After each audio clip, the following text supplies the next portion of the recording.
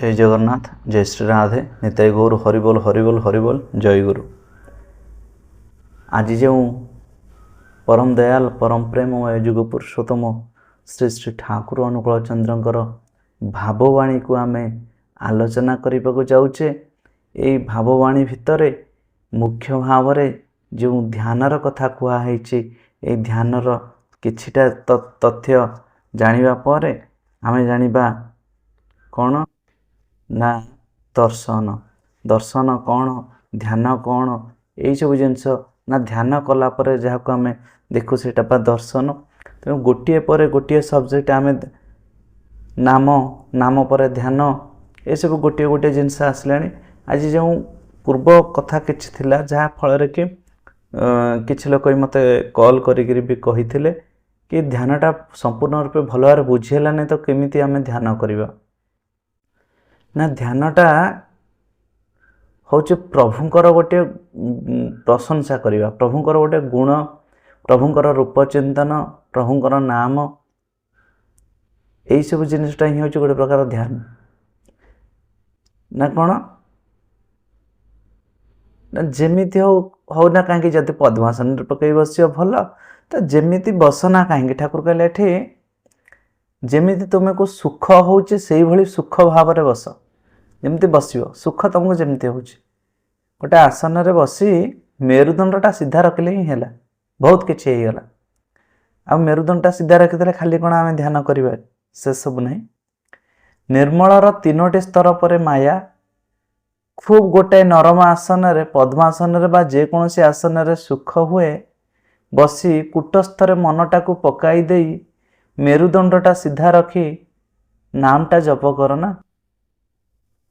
यही नामटा जप करू करू खूब नाम जप करू ए नाम जप करू करू नाम जप माने कौन नाम जप करू ना गुरु प्रदत्त मंत्र गुरुंकर प्रदत्त मंत्र जहाँ आम पाइचे तो सहीटा ही आम जप करवा। ये जप करने भितर किछि दिन अंतर कौन हुए ना आमको गोटे शब्द शुणा जाए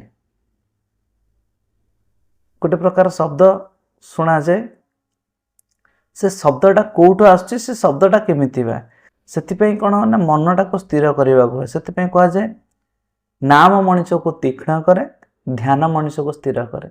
आम ध्यान भितर शुणा क्योंटू से नामटा आसूची से नामर शब्दर तत्वर अर्थ कौन नाम कले जो प्रकार गोटे अद्भुत प्रकार आमको मिलता है आनंद से नाम जप करने भितर किसी क्वेश्चन मन भर आसबनी। आज मन भितर आम बसीचे ग्रीवा सड़ख करी दुई भ्रूलतार मध्यवर्ती स्थान रे आम आज्ञा प्रभुंकर चेहरा देखने जहाँ कि आमको फटोचित्र देखा जाइए आम से फटोचित्र को मन मन ये चिंतन करवा ये दुई भ्रूलतार मध्यवर्ती स्थान चिंतन करिया मेरुदंडटा को सीधा सड़क रखि पद्मासन कि साधारण आसन बसी तापरे से नामटा करुवा आ नामटा जार तार ध्यानटा चिंतनटा एत शीघ्र आसेनी से कौन करिया हुए ना तांकर लीला तांकर गुण तांकर कीर्ति जो सब अच्छी करिकिरी जाइछंती से सब जिनस को आम धीरे धीरे धीरे धीरे चिंतन करियो। हठात आसबनी आम मन भितर राधा कृष्ण बसचंती हठात आसबनी केमती आसब ना सर्वप्रथम से बणर जो गाई चरौथिबा दृश्य को आमको मन पकड़ पड़े जहाँकि आम भागवत श्रवण करिछे से सब विषय चिंतन करने को हेब। प्रभु जो जो सब लीला करते आज बकासुर वध काली आम सब टीवी रे देखीचे रामायण महाभारत श्रीकृष्ण सब सीरियल सब दिए पुराणा कथा कौच आधुनिकतार देखिले आज्ञा काम क्रोध आसीज कहीं ना एठी हूँ जो हीरो हिरोइन मान को रखा जाउची से सबू आजिकालिका जो सब करा जाउची सीरियल से सीरियल भितर कौन करा जाउची ना जो सबू गोपी माने रहिले राधा रहिले आउ जो सब देवादेवी माने रहिले विशेषकर देवता मानक तो जहाँ सजै दि जाऊँ गोटे हैंडसम बॉय आ नारी मानक जो सजै दि जाऊ देवी मानक गडेस मानक आमर सजै दि जाऊँ माने गोटे नग्नतार हीनमन्यता भितर सजै दि जाऊँ। हूँ तो किसी जिनस आपण मन कष्ट देइथिबो କିନ୍ତୁ ଗୋଟେ ନଗ୍ନତାର ଭାବରେ ସଜେଇ ଦିଆଯାଉଛି। ଆପଣ ସେଇ ରାମାୟଣ ଦେଖନ୍ତୁ, ସେଇ ମହାଭାରତ ଦେଖନ୍ତୁ, ସେଠି ଦେଖିବେ ସେ ଯେଉଁ ନାରୀମାନେ ବେଶଭୂଷା ହେଇକରି ଆସୁଥିଲେ ସେ କେମିତି ଆସୁଥିଲେ ଆଉ ବର୍ତ୍ତମାନ କେମିତି ଆସୁଛନ୍ତି। ଗୋଟେ ଶିବ ପାର୍ବତୀଙ୍କ କ୍ୟାରେକ୍ଟର, ସେ କ୍ୟାରେକ୍ଟରକୁ ନିଭେଇଲା ବେଳକୁ ମାନେ ସଜଉଛନ୍ତି ଯେମିତି ଆପଣମାନେ ନ ଦେଖିଲେ ବି ଭଲ କହିବାକୁ ଗଲେ, କାହିଁକିନା ଆଧୁନିକ ପିଢ଼ିକୁ ଏ ନଗ୍ନତାକୁ ଭଲ ଲାଗୁଛି, କିନ୍ତୁ ଯେଉଁମାନେ ସବୁ ପୁରାତନ ପିଢ଼ି ତାଙ୍କୁ ସେ ଏ ନଗ୍ନତା ଏତେ ପସନ୍ଦ ଲାଗିବନି। ଯାହା ବି ହେଉନା କାହିଁକି, ଆପଣ ପୁରୁଣା ସ୍ମୃତି ମନେ ରଖନ୍ତୁ କିମ୍ବା ଆପଣ ଭାବନା ଭିତରେ ଦେଇକରି ଯାଆନ୍ତୁ। ସେ କ'ଣ ହୁଏ, ନାମଟା କରୁ କରୁ ଧ୍ୟାନଟା ଧୀରେ ଧୀରେ ଧୀରେ ଧୀରେ ସେଇ ଚିତ୍ରିତ, ନହେଲେ ଘରେ ଆପଣ ଆଜ୍ଞା ଫଟୋ ଚିତ୍ର ଆଣିକି ରଖିଦେବେ, ସେଇ ଫଟୋ ଚିତ୍ରକୁ ଧ୍ୟାନ କରିବେ। ଅଧରಂ ମଧୁରಂ ବଦନಂ ମଧୁରಂ ନୟନಂ ମଧୁରಂ ହସିତಂ ମଧୁରಂ। ଭଗବାନଙ୍କର ସବୁ ମଧୁର, ଆପାଦ ମସ୍ତକ ସବୁକିଛି ଗୋଟିଏ ଗୋଟିଏ ଗୋଟେ ଗୋଟେ ଧ୍ୟାନ କରିବା ଭିତରେ ଆପଣ ଦେଖିବେ ଶେଷକୁ ସେଇ ମା ରାଧାରାଣୀ ଅନେଇ ହସୁଛନ୍ତି, ଆଶୀର୍ବାଦ ମୁଦ୍ରାରେ ଅଛନ୍ତି। କୃଷ୍ଣଚନ୍ଦ୍ର ସମୀପରେ ବଂଶୀ ବାଦନ କରୁଛନ୍ତି, କୃଷ୍ଣଚନ୍ଦ୍ର ରାଧାଙ୍କୁ ଚାହିଁଛନ୍ତି, ଏପଟେ ବଂଶୀ ବାଦନ କରୁଛନ୍ତି। ଗାଈମାନେ ପାଖରେ ଚରୁଛନ୍ତି, ଆସି ପାଖରେ ଆସି ଛିଡ଼ା ହେଇ ସେ ବଂଶୀର ସ୍ୱନ ଶୁଣୁଛନ୍ତି, ମୟୂରମାନେ ଶୁଣୁଛନ୍ତି। ଏସବୁ ଯେଉଁ ଦୃଶ୍ୟ ଧୀରେ ଧୀରେ ଧୀରେ ଧୀରେ ଆସିଯିବ, ସେତେବେଳେ ଠାକୁର କହିଲେ 6 ବର୍ଷ ଯଦି ଏମିତି କରାଯାଏ ତାହେଲେ 6 ବର୍ଷ ପରେ ଦେଖିବୁ ତୋର ସମସ୍ତ ପାପ ତାପ ତ୍ରିତାପ ସବୁ ମୋର ହେଇଯିବ। ତା ପୂର୍ବରୁ କ'ଣ କରିବ ନା ଗୋଟିଏ ଜିନିଷ କରିବାକୁ ହୁଏ ନା କ'ଣ ନା ମଦ ମାଂସ ଖାଅ ନାହିଁ, ନିଶା ଫିସା କିଛି ଖାଅ ନାହିଁ, ତମାଖୁ ଛାଡ଼ିଦେ ନା, ଶକ୍ତି ନାହିଁ ତୋର ଅନ୍ତଃକରଣରେ। ତେଣୁ ସବୁକିଛି ଆମେ ଛାଡ଼ିଦେବା। ଆମ ପାଖରେ କ'ଣ ଏତିକି ହେଇପାରିବନି? ଆମ ଘର ପାଖରେ ଗୋଟେ ପିଲାଟିର ପାଟିରେ ଅଲସର ହେଲା ପରେ, ସେ ଯେଉଁ ଟାଇପ୍ର ଘା ହେଲା ପରେ ବି, ଅପରେସନ୍ ସରିଲା ପରେ ବି କେତେଜଣ କହନ୍ତି ସେ ପୁଣି ନିଶା ଖାଉଛି, କେତେଜଣ ସିଏ ବି ନିଜେ କହୁଛି ମୁଁ ଖାଉନି। ଏଇସବୁ ଯେଉଁ ଜିନିଷ ରହୁଛନ୍ତି। ତେଣୁ ଆମେ ଯେତେବେଳେ ଆମ ନିଜ ମନକୁ ଚାହିଁବା, ଏଠି ପିଲା ମାନେ ସନ୍ତାନ ସନ୍ତତିର ରାଣ ନିୟମର ବି କିଛି ଆବଶ୍ୟକତା ନାହିଁ। ଜଣେ ଯଦି ନିଜେ ଚାହିଁବ ନାଇଁ ମୁଁ ସୁସ୍ଥ ରହିବି, ତାହେଲେ ନିଜେ ସେ ସବୁ କିଛି ଛାଡ଼ିପାରିବ। ଯଦି ଆପଣମାନେ ଚାହାନ୍ତି, ସେଇ ଠାକୁର କହିଲେ ନା ଏ ନାମ ଭିତରେ ଏଭଳି ଭାବରେ ଶକ୍ତି ଅଛି ଯେଉଁ ଶକ୍ତିକୁ ଚନ୍ଦ୍ର ସୂର୍ଯ୍ୟଙ୍କର କକ୍ଷ ମଧ୍ୟ ଚ୍ୟୁତ କରିଦେଇପାରେ। ତେଣୁ ସେତିକି ପାୱାର ହେବା ପାଇଁ ଆମ ଭିତରେ ଗୋଟେ ଶକ୍ତିଟାକୁ ଆମେ ଧାରଣ କରିବା ପାଇଁ ଆମର ଗୋଟେ କ୍ଷମତା ଥିବା ଦରକାର। 5000 ଲୋକଙ୍କର ଆପଣ ଖାଇବା ଆୟୋଜନ କରିଛନ୍ତି, ସେ ଯେଉଁ ଖାଇବା ତ ଖାଦ୍ୟ ତ ଗୋଟେ ଜାଗାରେ ପ୍ରସ୍ତୁତ ହେଇଗଲା, କିନ୍ତୁ ଯେଉଁଠି ଲୋକମାନେ ବସିକିରି ଖାଇବେ, ଯେଉଁ ଆୟୋଜନଟା ହେବ ସେଠି ଗୋଟେ ଆକାର ଗୋଟେ ଦରକାର, ଗୋଟେ ବେସ୍ ତ ଗୋଟେ ଦରକାର। ଲୋକମାନେ 5000 ଲୋକ, ଯେଉଁ ନିହାତି 400 ଲୋକ ଛିଡ଼ା ହେଇକରି ଖାଇପାରୁଥିବା ଜାଗା ତ ପୁଣି ଗୋଟେ ଦରକାର। ତେଣୁ ଆମ ଭିତରେ ସେଇଭଳିଆ ଗୋଟେ ସ୍ଥାନ ଦରକାର, ଯେଉଁ ସ୍ଥାନରେ କି ଏଇ ନାମର ଶକ୍ତିଟା ଆମେ ରଖିପାରିବା। ତେଣୁ ସେଥିପାଇଁ ଠାକୁର କହିଲେ ସେ ସ୍ଥାନଟା ଆସିବ କେତେବେଳେ ନା ଧ୍ୟାନ ଭିତର ଦେଇକରି ଆସେ। ଧ୍ୟାନ ଧାରଣା କରିବାର ଶକ୍ତିଟାକୁ ବଢ଼େଇ ଦେଇଥାଏ ବା ମନଟାକୁ ସ୍ଥିର କରିଦେଇଥାଏ। ଧାରଣ କରିବାର ଶକ୍ତିକୁ, ମନ୍ତ୍ର ଶକ୍ତିକୁ ଧାରଣ କରିବାର ସେ ହେଉଛି ଏକମାତ୍ର ମାଧ୍ୟମ, ଯାହାକି ଆମେ ପ୍ରଭୁଙ୍କର ରୂପ ଧ୍ୟାନ, ଗୁଣ ଧ୍ୟାନ, ନୀରବ ରହିକରି ନାମ ଚିନ୍ତନ ଭିତରେ ଏଇସବୁ ଜିନିଷ କରିବା। ଆଉ ତା ପୂର୍ବରୁ ମଦ ମାଂସ ଛାଡ଼ିବା, ମାଛ ମାଂସ ଖାସେନାରେ, ପିଆଜ ରସୁଣ ତାକୁ ଛାଡ଼ି, ଏଇସବୁ ଜିନିଷ ଛାଡ଼ିଦେବା ପରେ ଯାଇକରି ହେବ। ଆଉ କ'ଣ କରିବ ନା ସଙ୍ଗେ ସଙ୍ଗେ ସନ୍ଧ୍ୟା ହେଲା ତ ବିଶ୍ୱାସ ହଉ ବା ନ ହଉ, ବିଶ୍ୱାସ କର ବା ନ କର, ବାଧ୍ୟତାମୂଳକ ଟିକେ ନାଇଁ କିରି ନାମ ଧ୍ୟାନ କରିବୁ। ଦେଖିବୁ ଧୀରେ ଧୀରେ ତୋ ଭିତରେ ସେ ନାମ ଧ୍ୟାନ ପ୍ରତି ଏଭଳି ଭାବରେ ଗୋଟେ ଆସକ୍ତି ଆଟାଚ୍ ହେଇଯିବୁ। ତାପରେ ସେ ନାମଟା କରୁ କରୁ କରୁ କରୁ 6 ବର୍ଷ ପରେ, ଯଦି ନୀତି ନିୟମ ଭିତରେ ଜଣେ ଯଦି ରହିବ 6 ବର୍ଷ, ତାହେଲେ ସେଇ 6 ବର୍ଷ ପରେ ଦେଖିବୁ ତୁ ମୋର ହେଇଯାଇଛୁ, ପାପ ତାପ ତ୍ରିତାପ ମୁଁ ତୋର ସବୁକିଛି ହିଁ ନେଇଯିବି, ହରଣ କରି ନେଇଯିବି। ଏଇସବୁ କଥା ଉପରେ ଧ୍ୟାନ ଟପିକଟା ଯାଇଥିଲା। ଏଇ ଧ୍ୟାନ ଟପିକ ପରେ ପରେ ଆମର ହେଉଛନ୍ତି ଦର୍ଶନ। ରାଧେ ରାଧେ। ଦର୍ଶନ ବିଷୟଟି ହେଉଛି କ'ଣ ନା, ଠାକୁର କହିଲେ spit on and spurn the sin, not the man the sinner. ପାପୀକୁ ଘୃଣା କର ନାହିଁ, ପାପକୁ ଘୃଣା କର। ମାନେ ପାପ ଯିଏ କରୁଛି ତାକୁ ଘୃଣା କର ନାହିଁ, ସେ ଯେଉଁ ପାପ କର୍ମଟା କରୁଛି ସେଇ କର୍ମଟାକୁ ହିଁ ଘୃଣା କରିବା ଦରକାର। ପାପକୁ ଘୃଣା କର, ପାପୀକୁ ଘୃଣା କର ନାହିଁ। ଯଦି ଆମେ ତାକୁ ବୁଝେଇଦେବା, ସେ ପାପ କର୍ମ ତ୍ୟାଗ କରି ପୁଣି ଭଗବତ କ୍ଷେତ୍ରରେ ଆସିପାରେ, ଯେଉଁଭଳି ଭାବରେ ଦସ୍ୟୁ ରତ୍ନାକରଙ୍କର ହେଇଥିଲା। ଗୌତମ ବୁଦ୍ଧ ସେ ଯେଉଁ ଅଙ୍ଗୁଳିମାଳ ଗୋଟେ କାହାଣୀ ଶୁଣିଥିବେ, ତାଙ୍କୁ ଯେମିତି ବୁଝେଇ ଦେଇଥିଲେ, ସେ ତାକୁ ଘୃଣା କରିନଥିଲେ, ତାର ପାପ କର୍ମଟାକୁ ଘୃଣା କଲେ, ପାପ ପ୍ରବୃତ୍ତିଟାକୁ ଘୃଣା କରିଥିଲେ।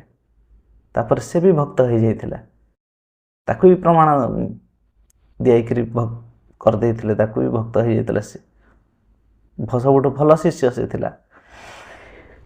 ଏଇ ଯେଉଁ ସବୁ ଜିନିଷ ସବୁ ବର୍ତ୍ତମାନ ହେଉଛି, ଲୋକପାଳି ହୋଇ ଉଠ, ତୁମେ ଦେଖିବ ଯେ ସମସ୍ତେ ହିଁ ଲୋକପାଳି। ଦୁଃଖ ଏବଂ ସୁଖରେ ଯାହାର ସମାନ ଭାବ, ସୁଖରେ ଯେ ଆତ୍ମବିଭୋର ହୁଏ ନାହିଁ, ଦୁଃଖରେ ମଧ୍ୟ କାତର ହୁଏ ନାହିଁ, ସେଇମାନେ ହିଁ ସଚ୍ଚିଦାନନ୍ଦ। ଦେଖ, ସୁଖ ଦୁଃଖଟା ଲିଟମସ୍ ପେପର ମାଧ୍ୟମରେ ଦେଖିବାକୁ ହୁଏ ରଙ୍ଗ ବଦଳି ଯାଏ କିନା। ମନ ଅଛି ତେଣୁ ସୁଖ ଦୁଃଖ ଅଛି, ମନ ନଥିଲେ ସୁଖ ମଧ୍ୟ ନାହିଁ, ଦୁଃଖ ମଧ୍ୟ ନାହିଁ। ଏଇଠି ଯେଉଁ ଦର୍ଶନ ଅଛି, ନାମ ଧ୍ୟାନ ପରେ ଏ ଯେଉଁ ଦର୍ଶନ ଆମେ କରିବା, ତତ୍ତ୍ୱ ଗୁଡ଼ିକୁ ଆମେ ଦେଖିବା, ପରଖିବା, ନିରେଖିବା। ଠାକୁର କହିଲେ ଏଠି ନେତି ନେତି ବିଚାର କଲେ ହିଁ ସବୁକିଛି ସମସ୍ୟାର ସମାଧାନ ହୋଇଯାଏ, ସବୁ ବୁଝା ପଡ଼ିଯାଏ। ନେତି ନେତି କରି ଦେଖିବୁ ବୁଝିବୁ ମୁଁ କିଏ, ସଂଖ୍ୟା ଛାଡ଼ିଗଲେ ତ ଆଉ ଦୋଷ ନାହିଁ, ସଂଖ୍ୟାର ମଝିରେ ରହିବା ହିଁ ଗଣ୍ଡି। ଦର୍ଶନ ତତ୍ତ୍ୱ ଉପରେ ଟିକିଏ ଜୋର ଦେବାକୁ ହୁଏ। ତତେ ଯେଉଁମାନେ ଅନୁସରଣ କରୁଛନ୍ତି ସେମାନଙ୍କ ଭିତରେ ବେଦାନ୍ତ ପୁରାଇ ଦେବୁ।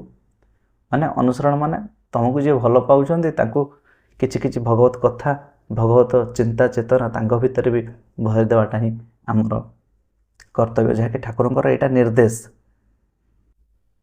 ଉଷାଏ ନିଶାଏ ମନ୍ତ୍ର ସାଧନ ଚଲାଏ ଫେରାଇ ଯାଉ, ଯଥା ସମୟରେ ଇଷ୍ଟ ନିର୍ଦ୍ଦେଶ ମୂର୍ତ୍ତ କରାଇଦେବ। ଇଷ୍ଟଙ୍କର ନିର୍ଦ୍ଦେଶ କ'ଣ ନା, ସମସ୍ତଙ୍କ ଭିତରେ ସେଇ ଭଗବତ ପ୍ରେମ ଭକ୍ତି ଭାବରେ ଜାଗ୍ରତ କରିବା ପାଇଁ କିଛି ନା କିଛି ଉତ୍ସ ବା ଖୋରାକ ତାଙ୍କ ଭିତରକୁ ଦେଇଦେବାକୁ ହୁଏ। ଆଜି ଇଚ୍ଛା ନାହିଁ, ତଥାପି ଯାଇକରି ମନ୍ଦିର ପରିସର ଯଦି ଆମେ ଝାଡ଼ୁ କରିଦେଉଛେ, ଆମ ଭିତରେ ସେଇ ଇଚ୍ଛା ଶକ୍ତିଟା ଧୀରେ ଧୀରେ ଆସେ ନାହିଁ, ମୁଁ ପ୍ରଭୁଙ୍କର ସେବାରେ ନିଜକୁ କିଛି ସମୟ ବିନିଯୋଗ କରିବି। ମନ କେବେ ହେଲେ ଆପଣା ଛାଏ ଯାଏ ନାହିଁ, ମନଟାକୁ ଆମେ ବାଧ୍ୟ କରି ନେଇକରି ପ୍ରଭୁଙ୍କର ଶ୍ରୀଚରଣରେ କେଉଁଭଳି ଭାବରେ ଲାଗିବ, ଆମେ ସର୍ବପ୍ରଥମେ ମନକୁ ବାଧ୍ୟତାମୂଳକ ବାର ଠାକୁର ଏଠି କହିଲେନି, ବାର ବାର କରୁ ବିନତି राधा स्वामी आगे, दया करो दाता मेरे, चित चरण न लागे, जन्म जन्म रही भूलया, नहीं पाया भेद, काल कर्म के जाल में रही भोगद खेदा। बार बार करू बीनती राधा स्वामी आगे, दया करो दाता मेरे, चित्त चरण। हे प्रभु, ମୁଁ ବାରମ୍ବାର ଆପଣଙ୍କୁ ବିନତି କରୁଛି, ଅନୁରୋଧ କରୁଛି, ପ୍ରାର୍ଥନା କରୁଛି, ମୋର ମନଟା ଟିକେ ପ୍ରଭୁ ଆପଣଙ୍କ ଶ୍ରୀଚରଣରେ ଟିକେ ଲାଗିଯାଆନ୍ତାନି, କିନ୍ତୁ ସେ ଲାଗୁନି। କାହିଁକି? ମନଟା ଚଳଚଞ୍ଚଳ, ଏଠୁ ସେଠୁକି ସେଠୁ ସେପଟକୁ ଏମିତି ଧାଁ ଧପଡ଼ କରୁଛି, ତୁମ ପାଖରେ ଲାଗୁନି। କାହିଁକି ନା ଇଏ ବହୁ ଜନ୍ମରୁ ବହୁ ଯୁଗରୁ ତୁମ ପାଖରୁ ଦୂରେଇ ଯାଇଛି ପ୍ରଭୁ। ତେଣୁ ଆପଣ ହିଁ କୃପା କଲେ, ଆପଣଙ୍କର ହିଁ ଆଶୀର୍ବାଦରେ ମୋର ମନଟା, ଚଳଚଞ୍ଚଳ ମନଟା ଆପଣଙ୍କ ଚରଣ କମଳରେ ଲାଗିଯିବ। ବିଶେଷ ଭାବରେ ଯେତେବେଳେ ମନ ଅସ୍ତବ୍ୟସ୍ତ ହେଇଯାଏ, ମନ ଏପଟ ସେପଟ ହେଇଯାଏ, ଚଳଚଞ୍ଚଳ ହେଇଯାଏ, ସେ ରାଧା ତତ୍ତ୍ୱଟାକୁ ଆମେ ଜାଣିପାରୁନା। ଯାହାକି ଆସିଲେ ଶ୍ରୀ ଠାକୁର ଅନୁକୂଳ ଚନ୍ଦ୍ରଙ୍କର ରୂପରେ ସେଇ ଶକ୍ତିମାନ କ'ଣ କହିବା ପାଇଁ, ଯେ କି ସେଇ ରାଧାଙ୍କର ନାମର ଗୁଣର ପ୍ରଚାର ପ୍ରସାର କୀର୍ତ୍ତନ କରିବା ପାଇଁ, ସେ କୀର୍ତ୍ତନର ତାଳେ ତାଳେ ହଜିଯିବା ପାଇଁ, ଆଉ ସମସ୍ତଙ୍କ ଭିତରେ ସେ ଠାକୁରତ୍ୱ ଭାବ ଜାଗ୍ରତ କରିବା ପାଇଁ। କାହିଁକି ନା ଆଗକୁ ବିପଦ ମାଡ଼ି ଆସୁଛି, ବହୁତ ବଡ଼ ବଡ଼ ବିପଦ ମାଡ଼ି ଆସୁଛି। ସେଥିପାଇଁ କି କହିଦେଇଗଲେ କ'ଣ, ଆଉ ରୋଗ ଶୋକ ବ୍ୟାଧି ଜରା ଦୂରେ ପଲାବେ ପରା, ଆଉ ଜୟ ଜୟ ରାଧା ସ୍ୱାମୀ ଗାରେ। ସେଇ ରାଧାଙ୍କର ନାମ ନେବା ମାତ୍ରକେ ହିଁ ଏ ରୋଗ ଶୋକ ବ୍ୟାଧି ସମସ୍ତ ପାପ ତାପ ତ୍ରିତାପ ନଷ୍ଟ କରିଦେବ। ତେଣୁ ଠାକୁର ଆସିଲେ ଯେଉଁ ରାଧାଙ୍କର ଭାବ, ରାଧାଙ୍କର ତତ୍ତ୍ୱ ନେଇକିରି ଏ ସମାଜକୁ ଗୋଟିଏ ସୁନ୍ଦର ସୁସ୍ଥ ନିରାମୟ ଦୀର୍ଘାୟୁ ରୋଗ ଶୋକ ନଥିବ ସୁଖର ବାତାବରଣରେ ବଞ୍ଚୁଥିବା ମଣିଷମାନଙ୍କୁ ସେ ଗୋଟେ ନୂତନ ଭାବରେ ଗଢ଼ି ତୋଳିବା ପାଇଁ ସେ ତାଙ୍କର ସମସ୍ତ ଜୀବନଟାକୁ ଆମରିମାନଙ୍କ ପାଇଁ ଲଗେଇ ଦେଇଛନ୍ତି। କାହିଁକି ନା ସେ ଆଜି ମଣିଷ କାଙ୍ଗାଳ, ମଣିଷର ଦୁଃଖକୁ ସେ ସହ୍ୟ କରିପାରନ୍ତି ନାହିଁ। ରକ୍ତ ଟିକେ ଦେଖିଲେ ଯାହାର ମନଟା ଚଳଚଞ୍ଚଳ ହେଇପଡ଼େ, ବ୍ୟସ୍ତ ବିବ୍ରତ ହେଇପଡ଼ନ୍ତି। ଆହା କ'ଣ ହେଲା, ରକ୍ତ ଟିକେ ଦେଖିଦେଲି, ଦେହ କ'ଣ ହେଇଯାଉଛି, ମୋର ମୁଣ୍ଡ ବୁଲେଇ ଦେଉଛି। କାହିଁକି ନା ରକ୍ତ ମାନେ ସେ କାହାର ଦୁଃଖ ଟିକେ ସହିପାରନ୍ତି ନାହିଁ। ରକ୍ତ ମାନେ ଏଇ ଯେଉଁ କାଟିଦେଲେ ଯେଉଁ ଧାର ଧାର ରକ୍ତ ବାହାରେ, ସେ ରକ୍ତ କଥା ଏଠି କୁହା ହେଉନି। ଏଠି ହେଉଛି ଦୁଃଖ। ସେ କାହାର ବି ଦୁଃଖଟାକୁ ସହ୍ୟ କରିପାରୁନଥିଲେ। ଯେ ଦୁଃଖ ଯନ୍ତ୍ରଣାରେ ତାଙ୍କର ଭକ୍ତ ଯଦି ଛଟପଟ ହେଉଥିଲା, ଯଦି କେହି ରାଧାଙ୍କର ନାମ ନେଇ ଉପାସ ଶୋଇଯାଉଥିଲା, ତାହେଲେ ଠାକୁର ବି ସେଦିନ ଉପାସ ରହିଯାଉଥିଲେ। କାହିଁକି ନା ଆଜି ଭକ୍ତଟିଏ ଖାଇନାହିଁ, ମୁଁ କେମିତି ଖାଇବି। ଏସବୁ କଥାର ବହୁତ ଉଦାହରଣ ଅଛି, ବହୁତ ଜିନିଷ କେବଳ ହୃଦୟଙ୍ଗମ କରିବା କଥା। ତେଣୁ ଠାକୁରଙ୍କର ନାମ ପରେ ଧ୍ୟାନ, ଧ୍ୟାନ ପରେ ଦର୍ଶନ। ଦର୍ଶନ ମାନେ ଆମେ ଯେଉଁ ନାମ ଧ୍ୟାନ କରୁଛେ, ଏଇ ଧ୍ୟାନ କରିବା ଭିତରେ ଏଇଠି ଯେଉଁ ଶଙ୍ଖଚକ୍ର ଗଦା ପଦ୍ମଧାରୀ ନାରାୟଣକୁ ଦେଖିଲେ, କି ରାଧାକୃଷ୍ଣଙ୍କୁ ଦେଖିଲେ, କି ରାମଙ୍କର ନାମ ନେଉଛ ଦେଖିଲେ, ସେଇଟା ଦର୍ଶନ କଥା କୁହାଉନି। ଏଠି ଠାକୁର ଯେଉଁ ଜୀବନ ତତ୍ତ୍ୱର ଯେଉଁ ଦର୍ଶନ ଆମକୁ ଦେଇଛନ୍ତି। ଆଜି ଆମର ଅନ୍ନ ଟିକେ ଆଜି ଛୁଆଁ ହେଇଯାଉଛି, ମାରା ହେଇଯାଉଛି। ଠାକୁର କହିଲେ, ଦେଖ ଆଗେ ଅନ୍ନ ବ୍ରହ୍ମ, ତାପରେ ଶବ୍ଦ ବ୍ରହ୍ମ। ଏଇ ଅନ୍ନ ବ୍ରହ୍ମ ଉପରେ ଠିଆ ହୋଇ ଶବ୍ଦ ବ୍ରହ୍ମଟାକୁ ଧରିବାକୁ ହୁଏ। ତାପରେ ଶବ୍ଦ ବ୍ରହ୍ମ ଧରିଲେ ଆଉ ଅନ୍ନ ଟନ୍ନ ରହେ ନାହିଁ, ସବୁ ତଳେ ପଡ଼ିଯାଏ। ଧର୍ମ ହିଁ ଜଳକୁ ଜଳ କରି ରଖିଛି, ଆଉ କର୍ମଟା ହିଁ ତାକୁ ନାନା ପ୍ରକାର କରୁଛି। ଏସବୁ ବିଭିନ୍ନ ପ୍ରକାର ଅଛି। ଯେଉଁ ଯଜ୍ଞ ହେଲେ ଯେଉଁ ଅନ୍ନ ମିଳେ, ଅନ୍ନର ଏଇ ଯେଉଁ ସବୁ ଯାହା ଗୀତା କଥା କୁହାହେଇଛି ଶ୍ରୀମଦ୍ ଭଗବତ ଗୀତାରେ, ଏଇସବୁ ଜିନିଷ ଶବ କ'ଣ, ଶିବ କ'ଣ, ଯାହାକି ଆମେ ଆଗାମୀ ଅଧ୍ୟାୟରେ ଜାଣିବା। ଆଉ ଆତ୍ମଦର୍ଶନ ହେଲେ ଯେଉଁ କୃଷ୍ଣଙ୍କର ସ୍ୱରୂପ ଆସେ, ରାଧାଙ୍କର ସ୍ୱରୂପ ଆସେ ଆତ୍ମଦର୍ଶନ ଭିତରେ। ଠାକୁର ଏଇ ଯେଉଁ ତତ୍ତ୍ୱ, ରାଧାଙ୍କର ତତ୍ତ୍ୱକୁ ହିଁ ଠାକୁର ଅନୁକୂଳ ଚନ୍ଦ୍ର ଆସିଥିଲେ।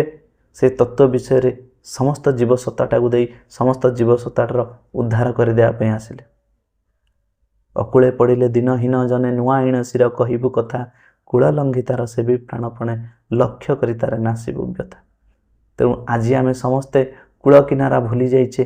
ଆଜି ଆମେ ସମସ୍ତେ ଗୋଟିଏ ମୋର ମୋହମାୟା ଭିତରେ ଆମେ ଫସି ରହିଛେ। ଆଜି ଆମେ ସମସ୍ତେ ଟଙ୍କା ପଛରେ ଧାଇଁଛେ, କିନ୍ତୁ ବାସ୍ତବ ସୁଖଟାକୁ ଭୁଲି ଯାଇକରି ମାୟା ମରିଚିକାର ସୁଖ ପଛରେ ଧାଇଁଛେ। ଯାହାକି ମରିଚିକା ମାନେ ଦୂରରୁ ଦେଖାଯାଉଥିବା ପାଣି, ପାଖକୁ ଗଲେ ଅପସରି ଯାଏ। ମୁଁ ଭାବି ନେବି, ମୁଁ ଆଜି ପାଣି ପିଇବି, ମୋତେ ଆଗରେ ନଈଟିଏ ଅଛି, ବହୁତ ଶୋଷ ଲାଗୁଛି, ପାଣି ମିଳିବ। ଯେତେ ଆଗକୁ ଯାଉଛି, ଆଗକୁ ସିଏ ଅପସରି ଯାଉଛି। ବାସ୍ତବିକ ପାଣି ନାହିଁ। ତେଣୁ ଅନ୍ଧକୂପ ଭିତରେ, ମାୟା ଅନ୍ଧକୂପ ଭିତରେ ଆମେ ନ ପଶି, ଆମେ ସେ ଯେଉଁ ଠାକୁର ଅନୁକୂଳ ଚନ୍ଦ୍ର ଆସିଥିଲେ, ସେଇ ଯେଉଁ କଥା ସିଏ କହିଦେଇ ଯାଇଛନ୍ତି, ଯେଉଁ ତତ୍ତ୍ୱ, ଯେଉଁ ରାଧାଙ୍କର ତତ୍ତ୍ୱ, ଯେଉଁ କୃଷ୍ଣଙ୍କର ତତ୍ତ୍ୱ, ଯେଉଁ ଅଦ୍ୱୈତ ତତ୍ତ୍ୱ ଉପରେ ସେ ଦର୍ଶନ ଦେଇଯାଇଛନ୍ତି ବା ତାଙ୍କର ଫିଲୋସଫି ଏସବୁ ଜିନିଷ ଯେଉଁ କହିକି ଯାଇଛନ୍ତି ଆମେ ସେଇ ତତ୍ତ୍ୱଟାକୁ ବୁଝିବା। ଆଉ କାହାର ପ୍ରରୋଚନାରେ ପଡ଼ି ମିଥ୍ୟା କଥାକୁ ପ୍ରଶ୍ରୟ ଦେବା ନାହିଁ। ମିଥ୍ୟା କଥାକୁ ଶ୍ରବଣ କରିକିରି ନିଜେ ସେଇ ମାୟା ମଣ୍ଡୁକ ବା ସେ ଯେଉଁ ମାୟାକୂପ ଭିତରେ ଆମେ ପଡ଼ିକି ରହିବା ନାହିଁ। ଥରେ ବାହାରକୁ ବାହାରି ଆସିବା। ଆଜି ଠାକୁର ଅନୁକୂଳ ଚନ୍ଦ୍ର ଆସିଛନ୍ତି, ଗୁରୁ ରୂପରେ ଟର୍ଚ୍ଚ ମାରି ଦେଇଛନ୍ତି। ଖାଲି ଠାକୁର ଅନୁକୂଳ ଚନ୍ଦ୍ର ନୁହନ୍ତି, ଆହୁରି ଅନେକ ଗୁରୁମାନେ ଆସିଛନ୍ତି ଯିଏକି ସେଇ ଭଗବତ ତତ୍ତ୍ୱ ଉପରେ ଦର୍ଶନ ଦେଇ ଆମମାନଙ୍କର ଉଦ୍ଧାର କରିବା ପାଇଁ ଆସିଛନ୍ତି। ସେ ମହାପ୍ରଭୁ ଶ୍ରୀ ଚୈତନ୍ୟ ହୁଅନ୍ତୁ, ସେ ମାଧବାଚାର୍ଯ୍ୟ ହୁଅନ୍ତୁ, ସେ ଆମର ନିଗମାନନ୍ଦ ହୁଅନ୍ତୁ, ସେ ଆମର ଅଭିରାମ ପରମହଂସ ହୁଅନ୍ତୁ, ସେ ରାମକୃଷ୍ଣ ଠାକୁର ହୁଅନ୍ତୁ, ବା ସେ ବୁଦ୍ଧ ହୁଅନ୍ତୁ, ସମସ୍ତେ ଆସିଥିଲେ ଏଇ ଯେଉଁ ମାନବ ଜାତିର କଲ୍ୟାଣ କରିବା ପାଇଁ ଗୁରୁ ରୂପରେ ଆସନ୍ତି। ସେଇ ସତ୍ପୁରୁଷ ବିଭିନ୍ନ ପ୍ରକାର ସ୍ୱରୂପ ନେଇକରି ଆସନ୍ତି, ଲୀଳାଖେଳା କରନ୍ତି, ଆଉ ଭକ୍ତମାନଙ୍କୁ ସେଇ ଦର୍ଶନ ତତ୍ତ୍ୱ ଭିତରେ, ସେ ରାଧାକୃଷ୍ଣଙ୍କର ତତ୍ତ୍ୱ ଭିତରେ, ସେ ଆତ୍ମତତ୍ତ୍ୱ ଭିତରକୁ ନେଇଯାଆନ୍ତି। କେଉଁଭଳି ଭାବରେ ସମସ୍ତଙ୍କର ଉଦ୍ଧାର ହେବ। ଆମେ ହେଉଛେ ଶରୀର ମୋର ଅଛି, ଏ ଘର ମୋର, କାଲି ସକାଳେ ଆମେ ଥିବା କି ନଥିବା ତାହା ହିଁ ଆମର ସମୟ କହିବ। କିନ୍ତୁ ତା ପୂର୍ବରୁ ଆମେ ପ୍ରଭୁଙ୍କର ହେଇ ଉଠିବା। ତୁମେ ମୋତେ ଭଲ ପାଅ କି ନ ପାଅ, ମୁଁ ତୁମକୁ ଭଲ ପାଇଛି। ପ୍ରଭୁ ମୁଁ ତୁମକୁ ଭଲ ପାଇଛି। ପ୍ରଭୁ ତୁମେ ମୋର, ମୁଁ ତୁମର, ତୁମେ ମୋତେ ଭଲ ପାଅ କି ନ ଭଲ ପାଅ, ମୁଁ ପୁରା ତୁମକୁ ଭଲ ପାଇଛି। କାହିଁକି ନା ତମେ ତ ଗୀତାରେ କହିଛ, ମୋର ଭକ୍ତ ମୋତେ ଯେଉଁଭଳି ଭାବରେ ଭଜନ କରେ ମୁଁ ତାକୁ ତଦନ ରୂପେ ସେହିପରି ଭାବରେ ହିଁ ତାକୁ ଭଜନ କରିଥାଏ। ତେଣୁ ପ୍ରଭୁ ମୁଁ ଯଦି ତୁମକୁ 5 ଘଣ୍ଟା ଭଜନ କରୁଛି, ତାହେଲେ ତମେ ବି ମୋତେ 5 ଘଣ୍ଟା ମନେ ରଖୁଛ, ମନେ ପକାଉଛ। ତେଣୁ ଇଏ ଗୋଟେ ଭକ୍ତ ଆଉ ଭଗବାନଙ୍କ ଭିତରେ ଗୋଟେ ଭଲ ପାଇବା। ଆଉ ଗୀତା ସୁଗୀତା କର୍ତ୍ତବ୍ୟ କେଉଁ ଶାସ୍ତ୍ର ବିସ୍ତରେ ଯାୟସ୍ୱଂ ପଦ୍ମନାଭସ୍ୟ ମୁଖ ପଦ୍ମାତ ବିନିଶ୍ରୁତ। ଗୀତା କଥା କେବେ ହେଲେ ଅନ୍ୟଥା ହେବ ନାହିଁ। ଭଗବାନ କହିଛନ୍ତି ନା, ମୋତେ ଭକ୍ତ ଯେତେ ଯେଉଁଭଳି ଭାବରେ ଭଜନ କରେ ମୁଁ ତାକୁ ତଦନ ରୂପେ ଭଜନ କରିଥାଏ। ତେଣୁ ଭକ୍ତ ଭଗବାନ ଦୁହେଁ ଅଭିନ୍ନ ହୃଦୟ, ଭକ୍ତ ସଙ୍ଗ ବିନା କେବେ ଜ୍ଞାନ ନ ହୋଇବ। ଆଉ ସେହି ନାମ ସେହି ଚିନ୍ତ ଭଜ ନିଷ୍ଠ କରି, ନାମର ମହିମା ଜାଣେ ଆତ୍ମନିଶି ହରି। ଜୟ ଶ୍ରୀ ରାଧେ, ଜୟ ଜଗନ୍ନାଥ, ଜୟ ଗୁରୁ। ଯଦି ଆଜିର କଥା ପ୍ରସଙ୍ଗଟି ଆପଣଙ୍କୁ ଭଲ ଲାଗିଲା ତାହେଲେ ନିଶ୍ଚିନ୍ତ ଭାବରେ ଆପଣ କମେଣ୍ଟ ମାଧ୍ୟମରେ ଜଣାଇବେ ଆପଣ କେଉଁଭଳି ଭାବରେ କଥା ଭଲ ଲାଗୁଛି କି ନ ଲାଗୁଛି, ଆଉ କ'ଣ କହିଲେ ଆପଣମାନଙ୍କୁ ଭଲ ଲାଗିବ, ଆଉ କ'ଣ କହିଲେ ଆପଣମାନେ ଟିକେ ଠାକୁରଙ୍କ ବିଷୟରେ ଜାଣିବେ, ସେଇ କଥା ନିଶ୍ଚିନ୍ତ ଭାବରେ ମତାମତ ଜଣାଇବେ। ଆଉ ମୁଁ ବିଶେଷ ଭାବରେ କହିବାକୁ ଗଲେ ଆମ ଭିତରେ ଏତେ ଅଭିଜ୍ଞତା ନାହିଁ। ଯେତେବେଳେ କହିବାକୁ ଆରମ୍ଭ କରୁଛେ ସେଇ ପ୍ରଭୁଙ୍କର କୃପା ଭିତରେ ହିଁ ଆମ ପାଟିରୁ କିଛି ବାହାରୁଛି। ସେଥିପାଇଁ ତାପରେ ବହି ବି ଏଠି ରଖିଛି ମୁଁ। ବେଳେବେଳେ ଟପିକ୍ଟା ତ ପୁଣି ଆମେ ବାହାର କରିବା ନା ନାହିଁ। ତେଣୁ ଟପିକ୍ଟା ଭିତରେ ଏଇଠି ବି ଠାକୁରଙ୍କର ସେଇ ଯେଉଁ ପବିତ୍ର ଭାବବାଣୀ ବହିଟାକୁ ବି ରଖିଛି। ଏଇଠି ଦର୍ଶନ କଥା ଉପରେ ଅଛି। ଆଜିର ଟପିକ୍ ଥିଲା ଯେଉଁ ଦର୍ଶନ, ତା ପୂର୍ବରୁ ଥିଲା ଯେଉଁ ଧ୍ୟାନ। ଏସବୁ ଟପିକ୍, କିଛି କିଛି ଟପିକ୍ ତ ନ ଦେଖିଲେ ବି କହି ହେବନି। ସେଥିପାଇଁ ବହିଟାକୁ ବି ରଖିକରି ମୁଁ କହୁଛି। ତେଣୁ ଆସନ୍ତୁ, ଆପଣମାନଙ୍କର କୃପାରେ, ଆପଣମାନଙ୍କର ଭଲ ପାଇବା ଭିତରେ ଚ୍ୟାନେଲଟିକୁ ଆଗକୁ ନେଇଯାଆନ୍ତୁ। ନିଶ୍ଚିନ୍ତ ଭାବରେ ସବସ୍କ୍ରାଇବ୍ କରନ୍ତୁ। ଆଉ ଯଦି ଚାହିଁବେ ବି ଆପଣ ଜଏନ୍ କରି ମୋତେ କିଛି ଆର୍ଥିକ ଅର୍ଥ ବି ପ୍ରଦାନ କରିପାରିବେ। ରହୁଛି। ଜୟ ଜଗନ୍ନାଥ, ଜୟ ଶ୍ରୀ ରାଧେ, ନିତାଇ ଗୌର, ହରିବୋଲ ହରିବୋଲ ହରିବୋଲ।